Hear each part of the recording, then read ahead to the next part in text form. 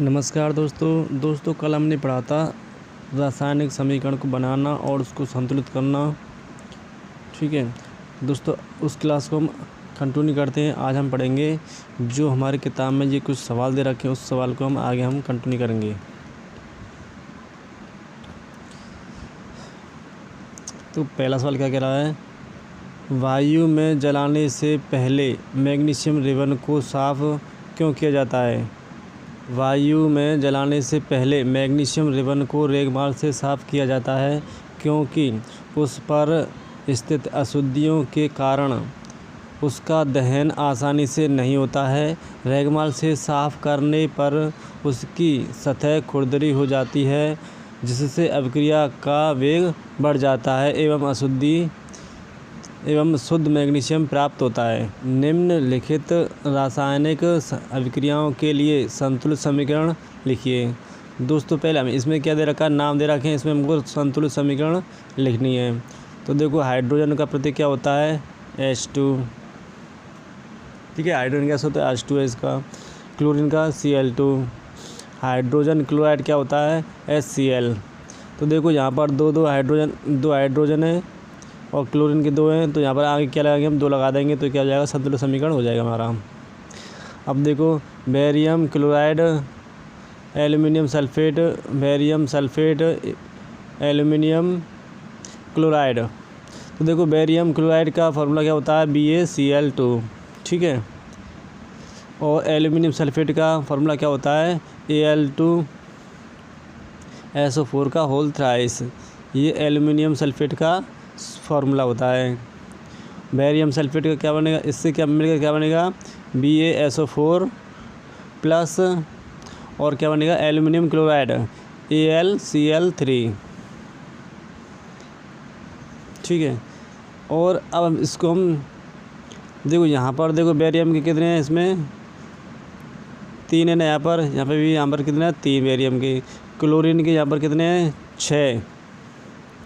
तो यहाँ पर भी कितने हैं, 2 3 6। और यहाँ पर एल्युमिनियम कितने हैं, यहाँ पर 2 हैं ना, एल्युमिनियम के 2 हैं यहाँ पर। और सल्फेट के देखो उसमें SO4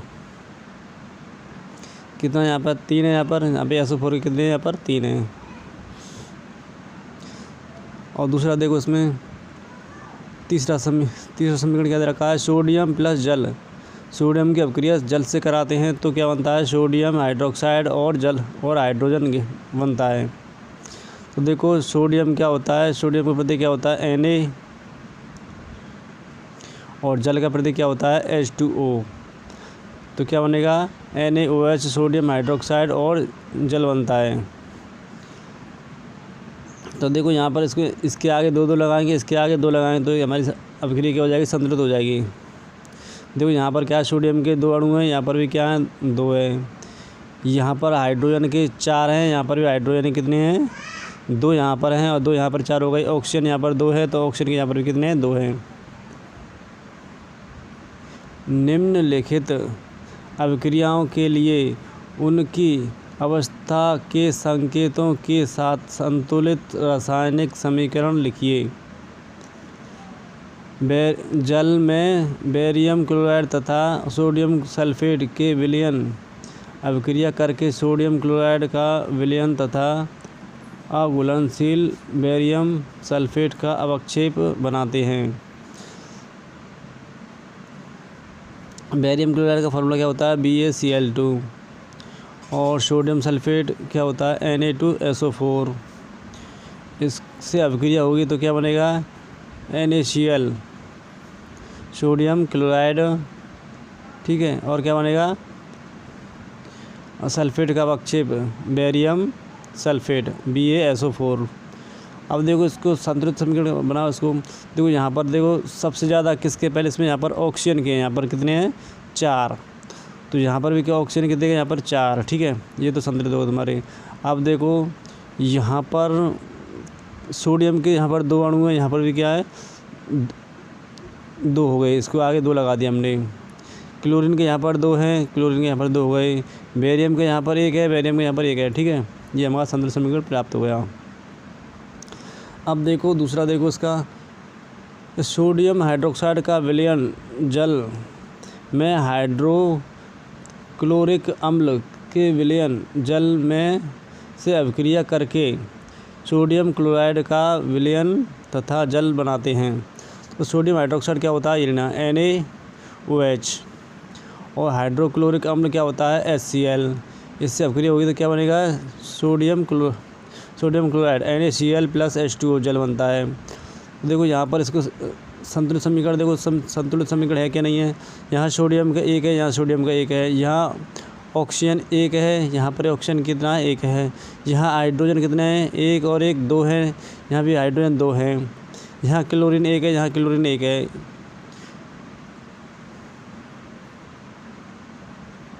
तो हमारी ये संतुलित समीकरण हो गया हमारा।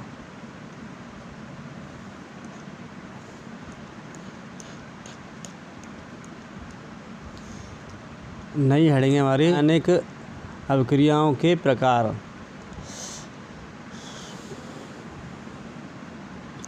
कक्षा 9 में हम अध्ययन कर चुके हैं कि रासायनिक क्रिया के समय किसी एक तत्व का परमाणु दूसरे तत्व के परमाणु में नहीं बदलता और ना तो कोई परमाणु मिश्रण से बाहर जाता है और ना ही बाहर से मिश्रण में आता है। वास्तव में किसी रासायनिक अभिक्रिया में परमाणुओं के आपसी आबंधन के टूटने और एवं जुड़ने से नए पदार्थों का निर्माण होता है। परमाणुओं के बीच विभिन्न प्रकार के आबंधन के बारे में आप अध्याय 3 और 4 में अध्ययन करेंगे।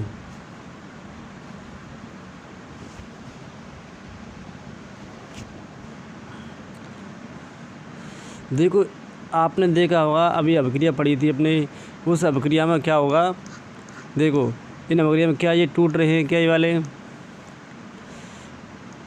नहीं टूट रहे, नए वाले,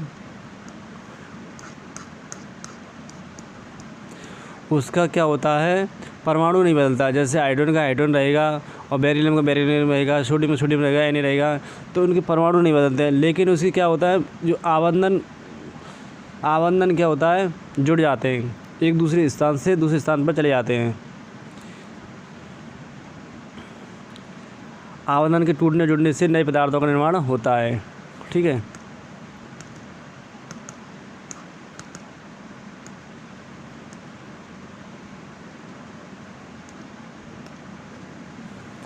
अब देखो, हाँ, संयोजन अभिक्रिया।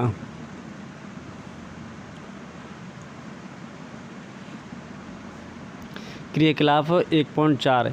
एक बीकर में थोड़ा कैल्शियम ऑक्साइड एवं भुजा हुआ चूना लीजिए, इसमें धीरे धीरे जल मिलाइए। अब बीकर को स्पर्श कीजिए जैसा चित्र 1.3 दिया गया है। क्या इसमें आपको कोई कोई परिवर्तन हुआ? देखो हम एक बीकर लेते हैं, कांच का ग्लास लेते हैं अब, ठीक है। इसमें हम क्या डालेंगे, जल लेंगे, जल में फिर कैल्शियम ऑक्साइड या बिना भुजा चूना लेंगे। तो चूने से क्या हुआ, कुछ ऊष्मा बाहर निकलती है। तो ये ऊष्मा निकलने के कारण ही ये जो गिलास होता है, ये बीकर जो होता है, जो गर्म हो जाएगा। यह बीकर है, इसमें जल भरा हुआ है, इसमें कैल्शियम ऑक्साइड है। जो हम सफ़ेदी करते हैं ना, उसको हम पहले पानी में डालते हैं तो वो क्या होता है, गर्म हो जाता है। वही है जी कैल्शियम ऑक्साइड। जल के साथ कैल्शियम ऑक्साइड की अभिक्रिया से बुझे हुए चूने का निर्माण। देखो कैल्शियम ऑक्साइड जल के साथ तीव्रता से अभिक्रिया करके बुझे हुए चूने कैल्शियम हाइड्रोक्साइड का निर्माण करके अधिक मात्रा में ऊष्मा उत्पन्न करता है। कैल्शियम ऑक्साइड इससे बोलते हैं CaO, सॉलिड। ये होता है सॉलिड में आता, ठोस होता है, बिना बुझा हुआ चूना बोलते हैं। और इसकी अभिक्रिया में जब जल से कराएंगे, H2O लिक्विड से कराएंगे, तो क्या बनता है, कैल्शियम हाइड्रोक्साइड। ये बनता है बुझा हुआ चूना और प्लस ऊष्मा इसमें बाहर निकलती है। इस अभिक्रिया में कैल्शियम ऑक्साइड तथा जल मिलकर एकल उत्पाद कैल्शियम हाइड्रोक्साइड बनाते हैं। ऐसी अभिक्रियाएं जिनमें 2 या 2 से अधिक अभिकारक मिलकर एकल उत्पाद का निर्माण करते हैं उसे संयोजन अभिक्रिया कहते हैं। देखो इसमें क्या होता है, जब 2 या 2 से अधिक अभिकारक मिलकर के एक ही पदार्थ बनाते हैं उसे हम बोलते हैं संयोजन अभिक्रिया।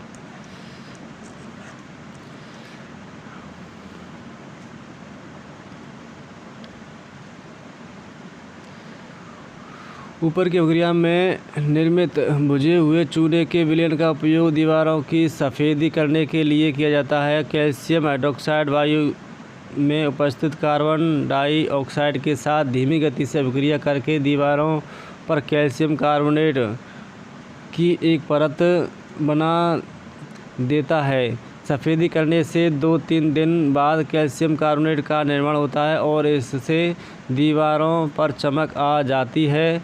और रोचक बात यह है कि संगमरमर का रासायनिक सूत्र भी CaCO3 भी ही है। संगमरमर का सूत्र क्या होता है? रासायनिक सूत्र कैल्शियम कार्बोनेट CaCO3 ही है।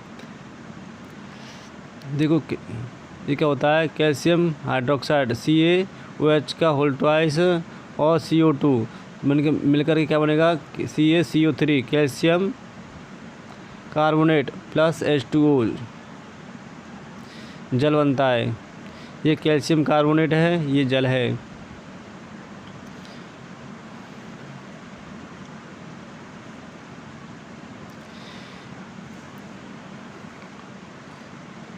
इसे बोलते हैं बुझा हुआ चूने। जब बुझा हुआ चूना जब दीवार पे हम करते हैं तो दीवारों पर क्या होता है, जो वह कार्बन डाइऑक्साइड के संपर्क में आने पर वह कैल्शियम कार्बोनेट में बदल जाता है, CaCO3 इसे बोलते हैं। और इसलिए वह क्या होता है, चमक जाता है दीवारें। आइए संयोजन अभिक्रिया के कुछ उदाहरण पर चर्चा करें। कोयले का दहन, ये भी क्या एक संयोजन अभिक्रिया है जिसमें कार्बन ठोस और ऑक्सीजन गैस मिलकर के क्या बनेगा, CO2 कार्बन डाइऑक्साइड बनाते हैं।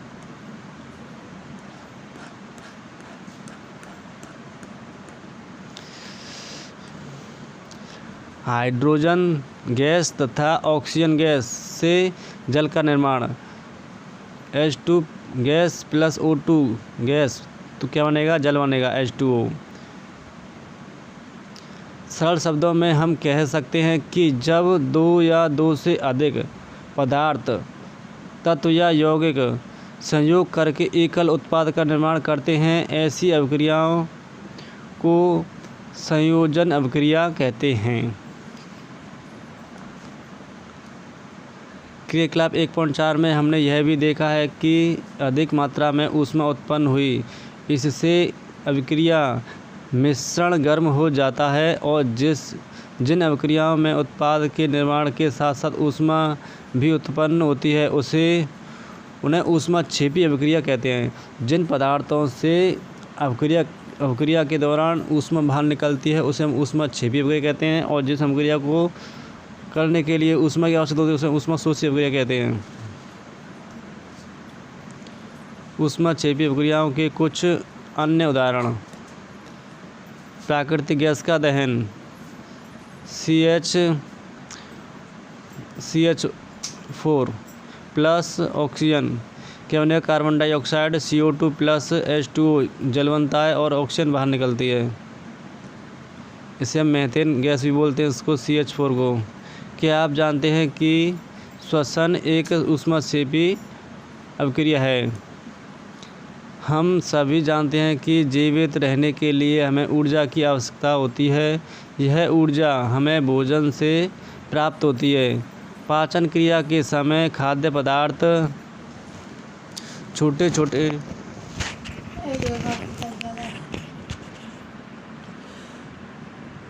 छोटे टुकड़ों में टूट जाते हैं, जैसे चावल, आलू तथा ब्रेड में कार्बोहाइड्रेट होता है। इन कार्बोहाइड्रेट के टूटने से ग्लूकोज प्राप्त होता है। यह ग्लूकोज हमारे शरीर की कोशिकाओं में उपस्थित ऑक्सीजन से मिलकर हमें ऊर्जा प्रदान करता है। इस अभिक्रिया का विशेष नाम श्वसन है, जिसका अध्ययन आप कक्षा 6 में करेंगे।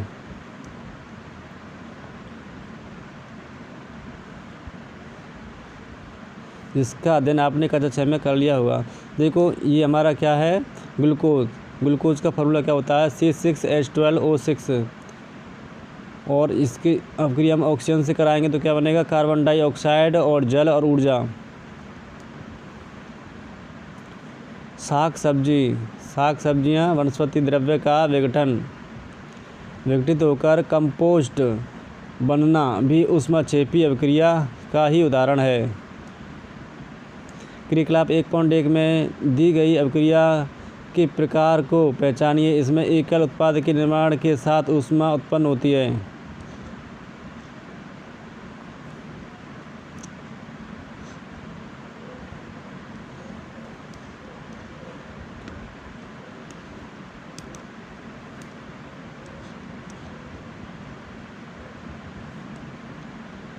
फेरस सल्फेट क्रिस्टल वाली प्रणाली को गर्म करने तथा गंध सूंघने की सही विधि।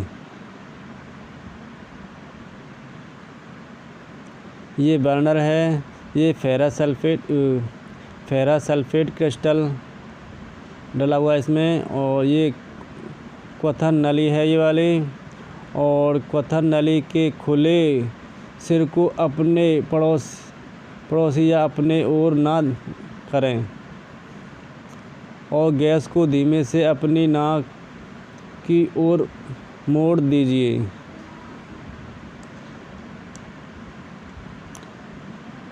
दूसरी अभिक्रिया हमारी वियोजन अपघटन अभिक्रिया। क्रियाकलाप 1.5। एक शुष्क क्वथन नली में 2 ग्राम फेरस सल्फेट के क्रिस्टल लीजिए और फेरस सल्फेट के क्रिस्टल के रंग पर ध्यान दीजिए। क्वथन नली को बर्नर या स्पिरिट लैंप की ज्वाला पर गर्म कीजिए, जैसा चित्र 1.4 में दिखाया गया है। और गर्म करने के पश्चात क्रिस्टल के रंग को देखिए।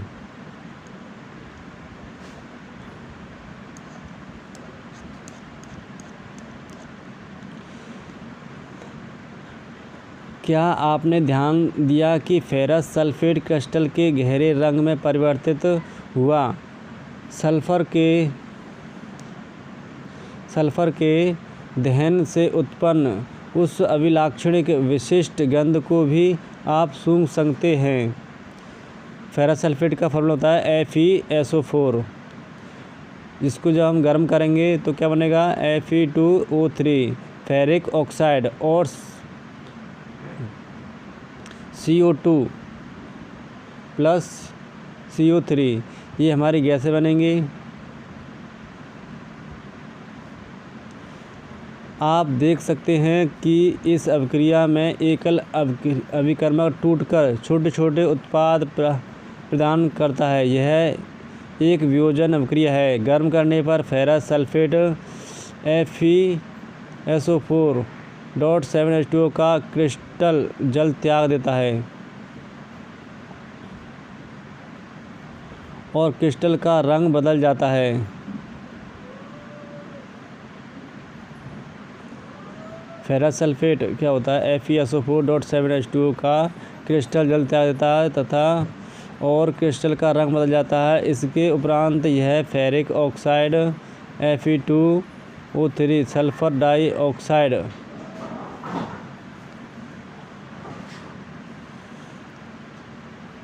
डाइऑक्साइड तथा सल्फर ट्राइऑक्साइड में वियोजित हो जाता है।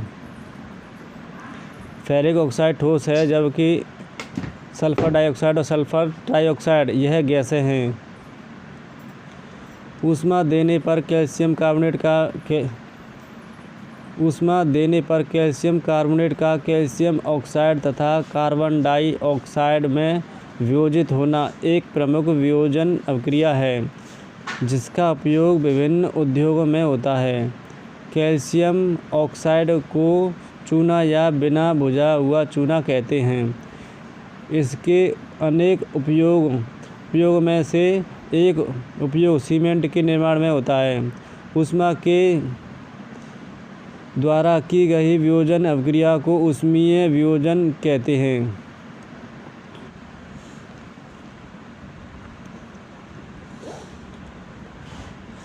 कैल्शियम कार्बोनेट चूना पत्थर ऊष्मा जब इसको गर्म करते क्या बनता है, calcium carbonate calcium oxide plus CO2 gas बनती है। बिना बुझा चूना बनता है CaO। इसमें बुझा चूना लग रहा है, इसमें गंध लग रहा है, इसमें बिना बुझा चूना बनेगा इसमें।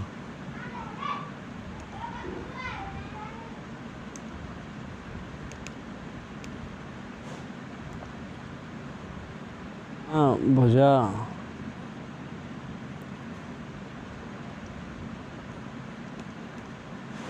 बिना बुझा चूना बनेगा इससे, ठीक है। इससे कैसे बनेगा, ये बिना बुझा चूना ये वाला। ऊष्मीय वियोजन अभिक्रिया का एक अन्य उदाहरण क्रियाकला 1.6 में दिया गया है। 1.6 एक क्वथन नली में 2 ग्राम लेड नाइट्रेट का चूर्ण लीजिए। चिमटे से क्वथन नली को पकड़कर ज्वाला के ऊपर रखकर इसे गर्म कीजिए, जैसा चित्र 1.5 में दिखाया गया है। ये देख लो। और आप क्या देखा, यदि कोई परिवर्तन हुआ तो उसे नोट कीजिए। देखो ये हमारा बर्नर है, इसमें ये क्वथन नली है, इसमें लेड नाइट्रेट डाला हुआ है। नली पकड़ने वाला चिमटा लिया हुआ है और इसको बाहर की इसके मुंह से इसको इधर को रखा हुआ है, अपने मुंह से दूर। अब देखो लेड नाइट्रेट का तापन तथा नाइट्रोजन डाइऑक्साइड का उत्सर्जन। आप देखेंगे कि भूरे रंग का धुआं उत्सर्जित होता है। यह नाइट्रोजन डाइऑक्साइड NO2 का धुआं है। नाइट्रोजन डाइऑक्साइड का धुआं है। यह अभिक्रिया इस प्रकार होती है। लेड नाइट्रेट PbNO3 का होल ट्वाइस। इसको तापन गर्म करेंगे तो क्या हो जाएगा, PbO lead oxide plus NO2 nitrogen dioxide और ऑक्सीजन निकल के आती है इससे। अब देखो क्रियाकलाप 1.7।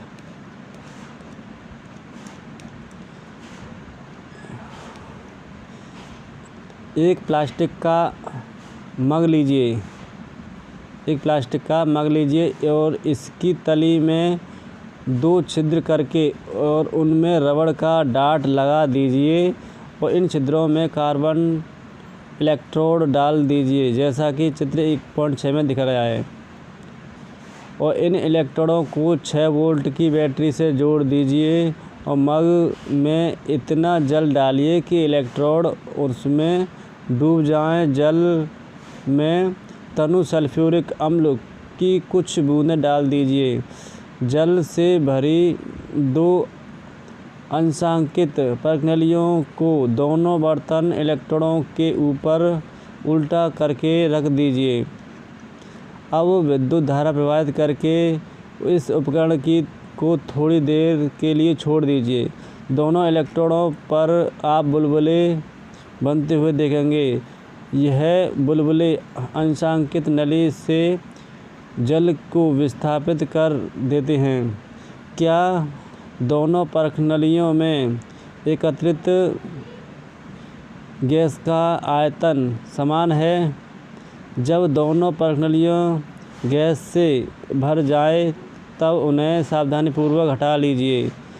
एक जलती हुई मोमबत्ती को दोनों परखनलियों के मुंह के ऊपर लाकर इन गैसों की जांच कीजिए। सावधानी, इस चरण को हमें क्या करना है, तो सावधानी से करना है। दोनों स्थितियों में क्या होता है कि दोनों परखनलियाँ कौन सी गैस उपस्थित है।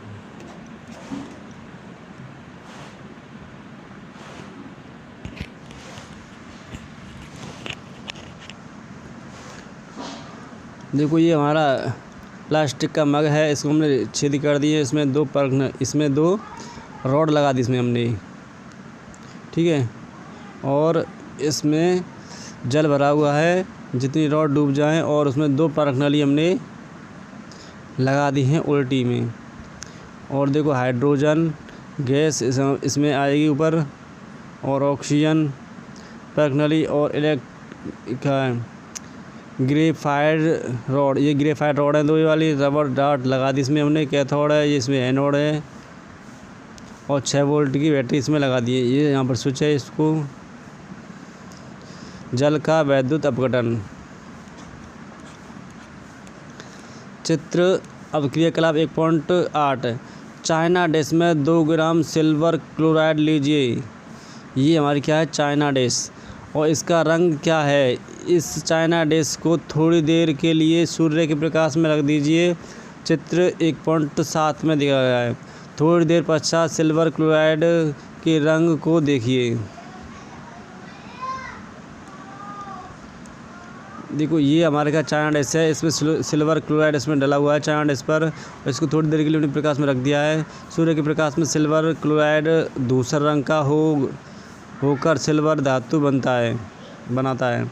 अब देखो इसमें आप देखेंगे कि सूर्य के प्रकाश में श्वेत रंग का सिल्वर क्लोराइड धूसर रंग का हो जाता है। श्वेत से किस में हो रहा है, वो धूसर रंग में हो रहा है। और प्रकाश की उपस्थिति में सिल्वर क्लोराइड का सिल्वर तथा क्लोरीन में वियोजन के कारण से होता है। देखो सिल्वर क्लोराइड क्या होता है, AgCl होता है इसका फॉर्मूला। और सूर्य के प्रकाश में क्या होगा, silver Ag plus chlorine gas निकलेगी इससे। सिल्वर ब्रोमाइड भी इसी प्रकार अपक्रिया करती है। सिल्वर ब्रोमाइड क्या होता है, AgBr, सूर्य का प्रकाश सिल्वर में बदलेगा और ब्रोमाइड गैस निकलेगी इसमें से, ब्रोमीन गैस। और ऊपर दी हुई अपक्रिया का उपयोग श्याम श्वेत फोटोग्राफी में किया जाता है। श्याम श्वेत फोटोग्राफी में किया जाता है। और किस प्रकार की ऊर्जा के कारण यह वियोजन अपक्रिया होती है।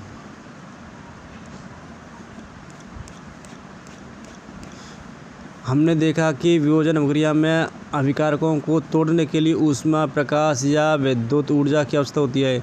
जिन अपक्रिया में ऊर्जा अवशोषित होती है उन्हें अवशोष्य अपक्रिया कहते हैं।